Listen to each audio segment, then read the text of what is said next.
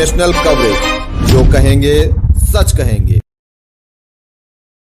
नमस्कार, राजनीतिक अड्डे में आपका स्वागत है। मैं मुरली मनोहर और आप देख रहे हैं नेशनल कवरेज। तो नेशनल कवरेज में आज जो बातचीत होगी उसका मुद्दा होगा 2024 में होने वाले लोकसभा चुनाव, मणिपुर में जारी हिंसा, घोषित विधानसभा में उपचुनाव और राहुल गांधी के सूरत कोर्ट के फैसले पर सुप्रीम कोर्ट ने जो रोक लगाई है। इन तमाम बिंदुओं पर चर्चा करने के लिए हमारे साथ जो है समाजवादी पार्टी के राष्ट्रीय सचिव हाजी इरफान साहब जी जुड़ चुके हैं। आइए हम बातचीत करते हैं। हाजी इरफान साहब, आपका नेशनल कवरेज में बहुत बहुत स्वागत है। आप समाजवादी पार्टी के राष्ट्रीय सचिव हैं। सबसे पहले हम चर्चा शुरू करते हैं मणिपुर से लेकर। पिछले 80 दिनों से लगातार मणिपुर में हिंसा हो रही है। उस हिंसा को रोकने में केंद्र से लेकर के प्रदेश सरकार कहीं न कहीं नाकामयाब साबित हो रही है। इसके बारे में आपका क्या कहना है? ये सब चुनावी संकट है, स्टंट है। और जो 77 दिन हो गया जिसमें केंद्र सरकार और राज्य सरकार बिल्कुल फेल है और वहाँ खुलेआम हत्याएं हो रही है, लड़कियों और उससे बलात्कार हो रहा है। मतलब जितनी भी निंदा की जाए वो कम है।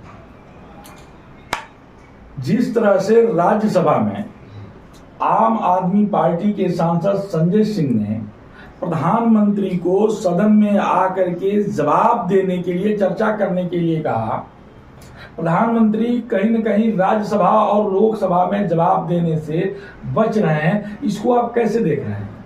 2024 का जो चुनाव है जी, उनके मद्देनजर रखते हुए प्रधानमंत्री जी उसके मुद्दे पे भाग रहे हैं और संसद और राज्यसभा में वो आने से कतरा रहे हैं। आपको क्या लगता है, देश के दो बड़े राजनीतिक दल, कांग्रेस ने बंगलौर में अपने 26 दलों के साथ बैठक कर रही थी, अपना शक्ति प्रदर्शन कर रही थी, जिसमें समाजवादी पार्टी के अखिलेश यादव, ममता जी, नीतीश जी, लालू जी समेत तमाम देश के बड़े नेता थे। उसी दिन भारतीय जनता पार्टी भी जो है 36 दलों की एक बैठक बुलाई थी, जिसमें खुद जो है प्रधानमंत्री नरेंद्र मोदी जी उपस्थित थे। ये 2024 के चुनाव की तैयारी थी। इसको आप किस व्यू में देख रहे हैं? एक तरफ इंडिया बना और एक तरफ एनडीए बना। भाई इंडिया जो बना है जी, वो सारे विपक्ष के लोग एक हो गए, एक होकर इनको हराने के लिए इंडिया बना और ये शक्ति पर कर रहे हैं, शक्ति परीक्षण कर रहे हैं। 36 दल 38 दल बुला के, और जो नहीं आएगा या जो उसमें नहीं आता है एनडीए के, तो उसको तरह तरह की जो है धमकी दी जाती है, यातनाएं दी जाती हैं। यातना नहीं बल्कि तरह तरह की उनको धमकियां दी जा रही है। ये आपका आरोप है। आपको कैसे लगता है कि इन नेताओं के ऊपर जो है केंद्र सरकार का चाबुक चल रहा है? आपको कैसे लगता है? टीवी पे आप देखिए, अभी बिहार का मामला आया था तेजस्वी पे, उनके ऊपर सीबीआई की ईडी कार्रवाई शुरू हो गई। तो जो यानी केंद्र की, आप ये कहना चाहते हैं कि केंद्र की सरकार ईडी और सीबीआई के माध्यम से तमाम राजनीतिक दलों के नेताओं के ऊपर दबाव बना रही है। जी, 2024 इंडिया कैसे जीतेगी? क्या प्लानिंग है? प्लानिंग तो ये है कि 26 दल हमारे साथ है जी, और भी दल संभावना है आने की। और अभी आप देख लीजिए वोटिंग के उस परसेंटेज के साथ भी जो सर्वे वो आ रहे हैं जी, उसमें इंडिया को जीत दिखाई दिया है, काफ़ी लंबे उससे अंतर से जीत दिखाई दे रही है और हम लोग जीतेंगे, ये कितना भी कुछ कर लें। लेकिन उत्तर प्रदेश में बसपा ने अभी अकेले चलने की बात कहा है। मायावती ने कहा है कि हम अकेले चुनाव लड़ेंगे, हम किसी दल में शामिल नहीं होंगे। उत्तर प्रदेश की राजनीति की अगर हम चर्चा करें तो उत्तर प्रदेश की राजनीति में 2-3 ही जगह से जो है राजनीति घूमती है। पहले भारतीय जनता पार्टी, दूसरा समाजवादी पार्टी और तीसरा बसपा। तो समाजवादी पार्टी जो है इंडिया में शामिल है, लेकिन बसपा कह रही है कि हम इंडिया से बाहर रहेंगे, अलग रहेंगे, हम अकेले चुनाव लड़ेंगे, ना हम एनडीए में जाएंगे ना हम इंडिया में जाएंगे। तो बसपा के अकेले चुनाव लड़ने से फायदा होगा या नुकसान होगा? हमारा तो कोई नुकसान नहीं होगा जी, बल्कि बसपा का खाता भी नहीं खुलेगा। इससे कभी विधानसभा चुनाव जीता है, उसमें आप देखिए इनका खाता भी नहीं खुला है। ये हमेशा बसपा का खाता तो नहीं खुला है, लेकिन क्या ये भारतीय जनता पार्टी को लाभ नहीं पहुंचाएंगी? हम बोल रहे हैं कि हमेशा सांप्रदायिक दलों के साथ रहती हैं और अपने कुछ सेकुलर बनती है। इससे पहले जो भी चुनाव है देखिएगा भारतीय जनता पार्टी के समर्थन में इन्होंने अपना कई प्रत्याशी नहीं दिया और कई जो सब समर्थन में जो है तो प्रत्याशी खड़ा नहीं किया। तो इससे साफ स्पष्ट है कि बसपा के सुप्रीमो मायावती जी जो है वो या तो किसी डर से भाग रही है या तो जो है सांप्रदायिक ताकतों को साथ देना है।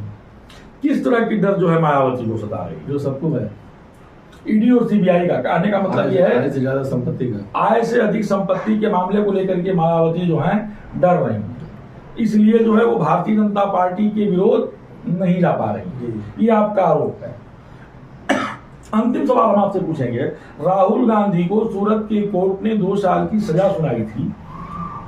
सुप्रीम कोर्ट ने आज रोक लगाते हुए कहा है कि राहुल गांधी के सजा पर तब तक रोक लगाया गया है जब तक मुकदमा जो है चलेगा। उनका संसद सदस्यता भी बहाल कर दिया गया है और 2024 का लोकसभा चुनाव भी लड़ेंगे। इसको आप कैसे देख रहे हैं? ये तो लोकतंत्र की जीत हुई। उनको जो सजा मिली थी वो तो लोकतंत्र की हत्या थी जी। अब जब उनको मिल गई है तो मतलब जो है राहुल गांधी को जो रोक लगी है इससे लोकतंत्र को कहीं ना कहीं जो है बल मिला है। बिल्कुल। तो अंतिम सवाल हम आपसे पूछेंगे, हम एकदम सीधे चले आ रहे हैं मऊ जनपद के घोसी विधानसभा में, जहां दारा सिंह चौहान ने इस्तीफा दे दिया है। वो आपके पार्टी के विधायक थे और भाजपा में शामिल हो गए हैं। उपचुनाव में समाजवादी पार्टी का स्टैंड क्या होगा? वही दारा सिंह हमारे पार्टी से थे, विधानसभा चुनाव आए थे जी, और एक लंबे अंतराल से चुनाव जीता था। संयोग से जो है सरकार नहीं मिली जी, और ये हमेशा जो है हरी डाल के पंछी है जी, जहाँ सत्ता वहाँ दिखाई देंगे। लेकिन इस बार जब अगर गलती से भी घोसी आ गए तो शायद इनको जो धोखा देने की जो मजा है वो उनको मिले, खुद भी धोखा में पड़ सकते हैं। बिल्कुल पड़ जाएंगे। तो आप सुन रहे थे समाजवादी पार्टी के राष्ट्रीय सचिव हाजी इरफान साहब को। आपका स्पष्ट कहना था कि राहुल गांधी की सजा पर सुप्रीम कोर्ट ने जो रोक लगाया है उससे लोकतंत्र जो है बचाया गया है। मणिपुर के मामले पर जो है आपका स्पष्ट रूप था कि सरकार, केंद्र की सरकार या वहां की प्रदेश की सरकार जो है 77 दिन से जो हिंसा हो रही है उसे रोक पाने में नाकामयाब है, फेल्योर है। और आपका स्पष्ट कहना था कि 2024 के आम लोकसभा के चुनाव में एनडीए का घटक दल जो है चुनाव जीतेंगे और भारतीय जनता पार्टी के एनडीए को जो है रोकने में कामयाब होंगे। मुरली मनोहर के साथ प्रिंसी खास रिपोर्ट। आप बने रहिए मेरे साथ, देखते रहिए नेशनल कवरेज। धन्यवाद।